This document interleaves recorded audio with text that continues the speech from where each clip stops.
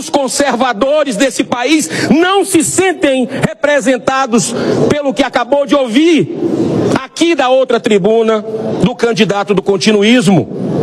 Aqui não é clube privado que um passa o bastão para o outro, faz acordões, vai tu para aquela comissão. Isso não deveria ser correto. Cargos. Nós viramos aqui um balcão de emendas há muito tempo. O Congresso cada vez mais com dinheiro. Você precisa assistir esse vídeo agora. Mas antes, eu já te convido a se inscrever no canal, deixar sua curtida e também deixa sua opinião aqui nos comentários. Ela é muito bem-vinda e você precisa também expor a sua opinião sobre este assunto. A Constituição da República Federativa do Brasil é rasgada dia sim, dia não, aqui do nosso lado. E esse Senado se acovarda. Todos nós somos corresponsáveis por essa derrocata dessa casa. A revista Cruzoé, em 2019, durante a gestão do candidato do continuismo que quer voltar, foi censurada pelo STF, numa matéria do amigo do meu pai, que falava de relações de ministro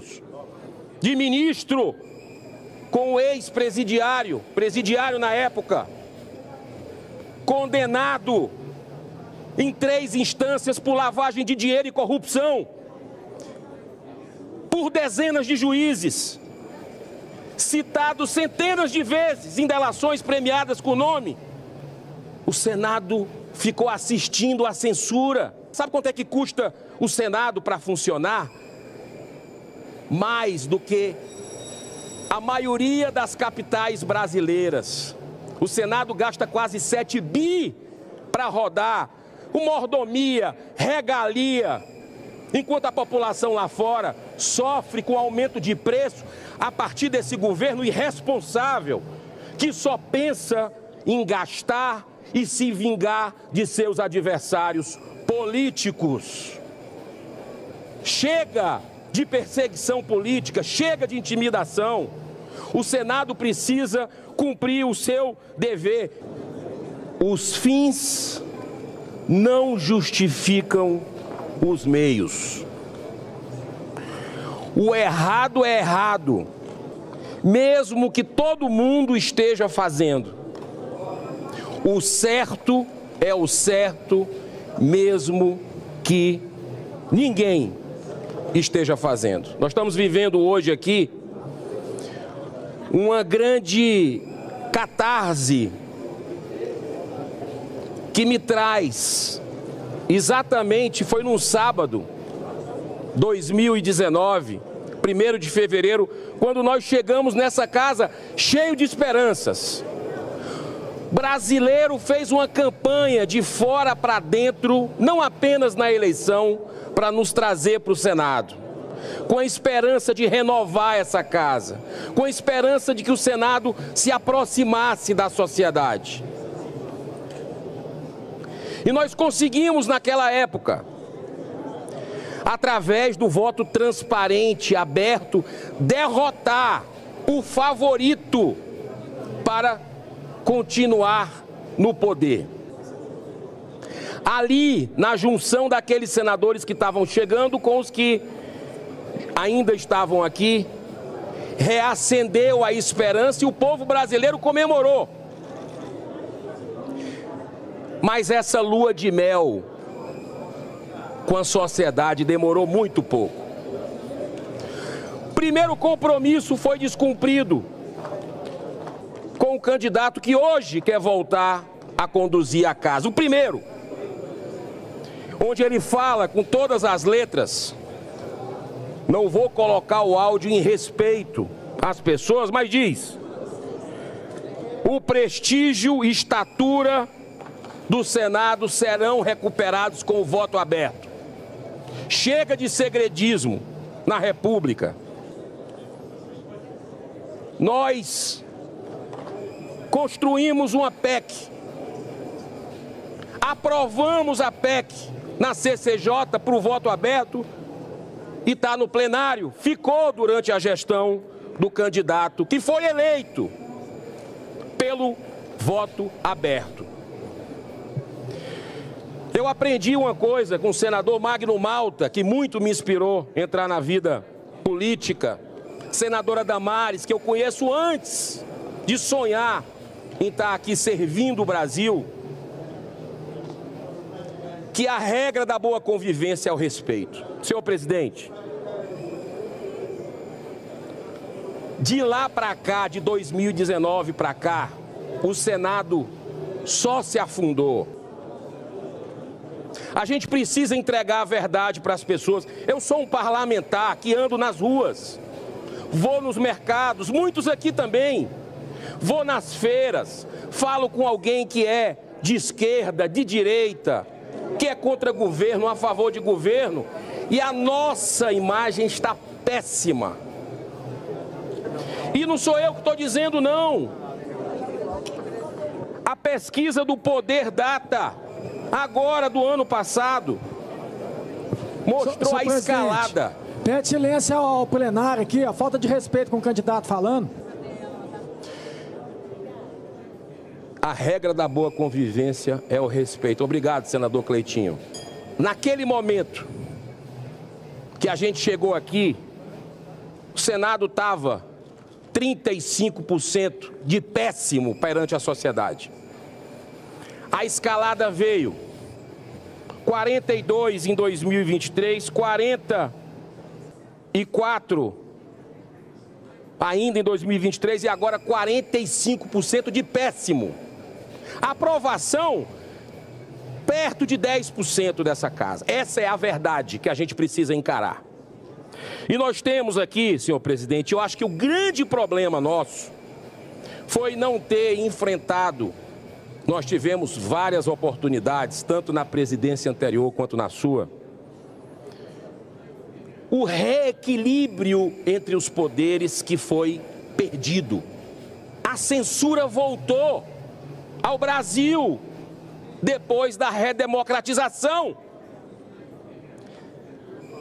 A revista Cruzoé, em 2019, durante a gestão do candidato do continuismo que quer voltar,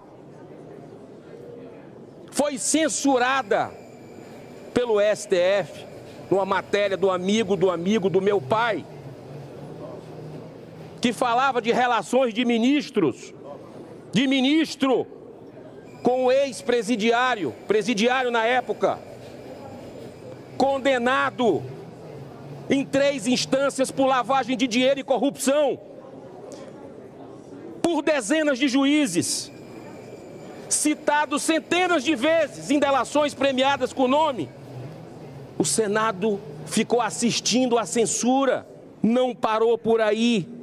Nós tivemos, vai completar agora 6 anos, um inquérito irregular, sem fim, que um ex-ministro do Supremo Tribunal Federal colocou, que é o inquérito do fim do mundo, onde a mesma pessoa, o mesmo ministro, julga, é a vítima, é o promotor, é tudo, é o dono da bola. A Constituição da República Federativa do Brasil é rasgada dia sim, dia não, aqui do nosso lado. E esse Senado se acovarda. Todos nós somos corresponsáveis por essa derrocata dessa casa. A população está nos assistindo agora. Recebi a informação que a audiência é recorde em vários veículos. O que é que ela espera de nós, afinal? Nós vimos o discurso, agora, que me antecedeu, falando de rede social, de like, já sinalizando controle da mídia, que é o sonho de consumo dos poderosos de plantão para controlar, para calar o brasileiro.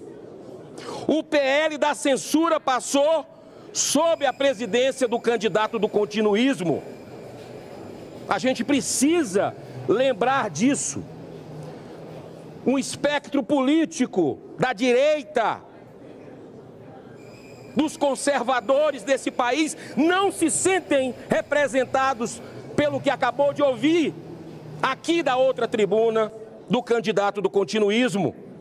Aqui não é clube privado que um passa o bastão para o outro, faz acordões, vai tu para aquela comissão. Isso não deveria ser correto.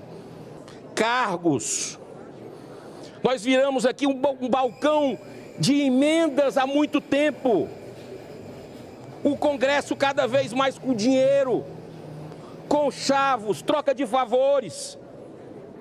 Isso é desigual, é uma concorrência desleal. Eu sou a favor de acabar com emenda parlamentar. Isso é um desvio de função. Está lá a nossa prerrogativa constitucional: fiscalizar o poder executivo, fazer leis. Não é gerir orçamento, não é mandar. Porque aqui, senador Cleitinho, pessoas como o senhor, verdureiro, saiu lá de baixo. Cada vez mais vai ficar difícil pessoas comuns do povo quererem vir para essa casa, quererem ir para a Câmara dos Deputados, porque o orçamento que um senador distribui nos seus estados é cerca de 60 a 70 milhões de reais todos os anos. Isso é algo surreal, isso fora o secreto, fora a troca de apoio e muitas votações. Como é que alguém vai conseguir entrar com a concorrência dessa? Completamente desleal, desproporcional, para se perpetuar no poder. Vou acabar. Se não puder acabar, porque eu gosto de, sempre fui do diálogo, construir junto com os colegas, eu vou colocar publicidade total no site do Senado Federal, cada centavo de emenda para todo mundo saber como, para onde foi. Eu já faço isso no mandato. Eu já tenho esse respeito com o meu eleitor. Mandei para os 184 municípios do estado do Ceará, independente se é administrado pela esquerda, pela direita, pelo PT, pelo PL, o povo não tem culpa de briga política. O povo precisa dos seus problemas resolvidos. Faço isso e não vou para a inauguração de obra nenhuma. Não julgo quem vai, mas aquele dinheiro é do povo, eu não posso me beneficiar politicamente daquilo que a gente está destinando. Senhor presidente, nós precisamos levantar o Senado Federal da República.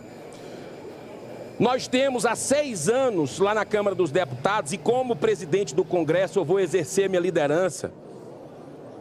Eu já administrei milhares de vidas com empregos que eu gerei na minha vida. Sei ter responsabilidade com dinheiro. Fui presidente do Fortaleza Esporte Clube, na 3ª divisão do Campeonato Brasileiro. Com a pacificação, com gestão, nós subimos em 6 meses para a 2ª divisão e logo depois foi para a 1ª. É isso que eu quero fazer no Senado, que o Senado saia da 3ª divisão e vá para a elite das instituições desse país, que o Senado represente a população brasileira, porque esse país é maravilhoso, é para estar no topo do mundo, mas nós precisamos fazer o dever de casa. O que a gente não precisa é se rebaixar, cada um no seu quadrado. Nós temos hoje jornalistas, parlamentares, está aqui um, você quer assinar o maior, senador Marcos Duval, que vai falar daqui a pouco. Nós temos cidadãos que estão com passaporte cancelado, parlamentar e jornalista. Isso é democracia onde? Nós estamos com eles, esses profissionais, essas pessoas, esses brasileiros, censurados nas redes sociais, em tribunais secretos, que estão sendo revelados no Twitter File, aqui do STF. Nós temos essas pessoas com as contas bancárias bloqueadas, que trabalharam a vida inteira numa canetada de um ministro do Supremo, e nós vamos ficar calados aqui? É isso. Como é que a gente vai encarar as pessoas lá fora? A insegurança jurídica que esse país chegou, o caos institucional, é porque essa casa não faz o seu dever. E eu tenho certeza da capacidade de cada um aqui, para juntos a gente levantar, porque o brasileiro está aflito lá fora. O cidadão que paga imposto cada vez mais alto. E a gente pode dar o exemplo aqui dessa casa. Sabe quanto é que custa o Senado para funcionar? Mais do que a maioria das capitais brasileiras. O Senado gasta quase 7 bi para rodar, com mordomia, regalia, excessos. Enquanto a população lá fora sofre com aumento de preço a partir desse governo irresponsável, que só pensa em gastar e se vingar de seus adversários políticos. Chega de perseguição política, chega de intimidação. O Senado precisa cumprir o seu dever. E eu, como presidente, se tiver o voto de vocês, e eu sei que é um jogo muito tradicional, de cartas marcadas, mas eu peço a consciência de cada um, nesse momento. Não é um voto em mim, é um voto para o Brasil, é um voto de mudança, é um voto para os seus filhos, para os seus netos terem liberdade. Os valores da nossa terra são em defesa da vida desde a concepção, da família, da liberdade, da ética. Candidato do continuismo é a favor de cassino, de bingo. Já não basta as bets que ele apoiou e que eu alertei lá atrás que iria ser uma tragédia social humanitária. Como é que vocês vão ficar com a consciência de vocês e com olhar no olho do seu conterrâneo, ampliando essa tragédia com cassino, com bingo, que já se demonstrou que é uma falácia, que isso é para beneficiar a magnata? Senhor presidente, nós estamos chegando agora numa decisão muito importante para a nação. Como presidente do Congresso Nacional, eu vou exercer minha liderança a algo que não foi feito nesses últimos anos, desde 2019, para que nós possamos se reunir com o presidente da Câmara, mas eu, como presidente do Congresso, vou fazer andar o fim do foro privilegiado. A grande blindagem à corrupção e à impunidade no país, fica um poder protegendo o outro por causa disso. Vou exercer a liderança para votar logo a PEC antidrogas, que nós votamos aqui e que parece um jogo combinado. Sociedade pergunta, quer vota lá, espera. Vou também colocar para votar o retorno da prisão em segunda instância. A impunidade nesse país não pode nos levar a um abismo de insegurança que nós estamos vendo hoje. Nos países do mundo é assim, nos grandes países de ponta é a prisão em segunda instância. Também vou exercer a liderança para que possamos, de forma muito responsável, fazer um pedido de impeachment. O primeiro em 200 anos do Senado Federal, que sempre se escondeu dessa sua responsabilidade, que vai ter um efeito pedagógico para cada um ficar no seu quadrado. São 60 pedidos. Um deles com quase 150 deputados federais assinando, 2 juristas, desembargador Sebastião Coelho, o constitucionalista Rodrigo Marinho. Quase 2 milhões de brasileiros, só cresce esse movimento e o Senado não pode se esquivar. Senador Girão, para concluir. Presidente, para concluir, eu deixei para o final um chamamento à consciência de vocês. Em pleno século XXI, nós temos hoje presos políticos que estão com as suas famílias devastadas, sem direito à defesa, ao contraditório, os seus advogados sem acesso aos autos. E eu mostro, senhor presidente, aqui, para todo o Brasil, um retrato que eu considero o mais emblemático, que é da Débora,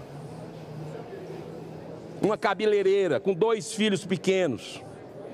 Está presa há quase 2 anos. Sabe por quê? Porque num roubo, num momento de fraqueza que todos nós temos, de revolta, mas ela não fez, pintou de batom, fez um protesto numa estátua pública em frente ao STF. Ela está 2 anos presa e a sua condenação para sair 15, 17 anos. A frase é do próprio presidente hoje do Supremo Tribunal Federal.